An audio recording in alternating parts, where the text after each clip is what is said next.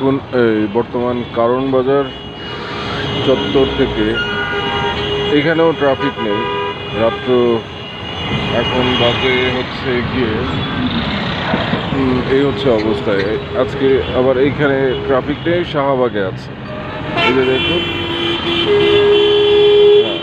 Traffic থাকলে এখানেই তারা দায়িত্বে থাকেন। আর এই হচ্ছে আমি আরও দেখা বিষয়টা ডিএমপি কমিশনারের দৃষ্টি আকর্ষণ করছি।